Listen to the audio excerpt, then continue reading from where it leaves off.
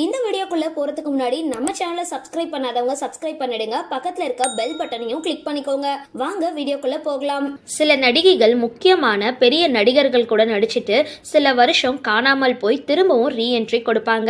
அப்படி தமிழ்ல சில படங்கள் நடிச்சிட்டு அதுக்கப்புறம் தென்றல் அப்படின்ற சீரியல் மூலமா ரீஎன்ட்ரி கொடுத்தவங்க தான் நடிகை ஸ்ருதிராஜ். இவங்க யாரு, இவங்களுக்கும் நடிகர் விஜய்க்கும் என்ன உறவு அப்படின்னு இந்த வீடியோல பார்க்கலாம். இவங்க 27 மார்ச் 1980 சென்னையில பிறந்தாங்க.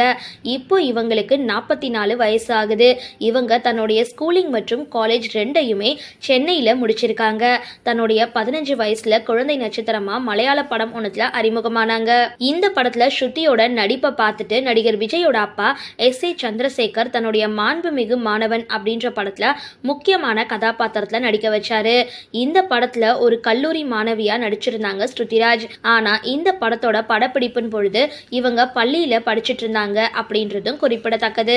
மாண்புமிகு மாணவன் திரைப்படம் தான் நடிகர் விஜய்க்கு நானும் ஒரு ஹீரோ தாண்டா அப்படின்னு சொல்லிக் கொள்ற அளவுக்கு தொடக்கத்தை கொடுத்த திரைப்படம். இந்த படத்துல விஜயோட நடிச்சிருக்கவங்க தான் நடிகை ஸ்ருதிராஜ். அந்த நேரத்துல விஜயும் ஸ்ருதியும் அண்ணன் தங்கை போல பழகி இருக்காங்க.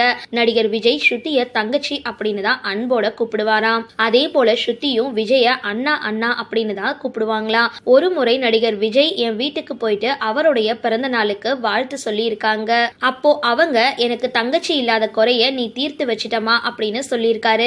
எனக்கும் அண்ணன் இல்லாத குறை இருந்தது. விஜய் அண்ணா அப்படி சொன்னதுல இருந்து இப்போ வரைக்கும் விஜய நான் என்னுடைய சொந்த அண்ணனா தான் நினைச்சிட்டு இருக்கேன். அந்த படம் முடிஞ்ச அப்புறம் அடுத்தடுத்து படங்கள்ல நடிக்க வாய்ப்பு கிடைச்சும் படிப்பை தொடரணும் அப்படின்றதுக்காக தன்னுடைய சினிமா வாய்ப்புகளை தவற விட்டாங்க ஸ்ருதிராஜ். ஆனா தொடர்ந்து நடிச்ச நடிகர் விஜய் தற்பொழுது ஒரு மாஸ் ஹீரோவா மாறி இருக்காரு. தமிழக வெற்றி கழகம் அப்படின்ற அரசியல் கட்சியை தொடங்கி தன்னுடைய அடுத்த கட்ட நகர்வுக்கும் போயிருக்காரு.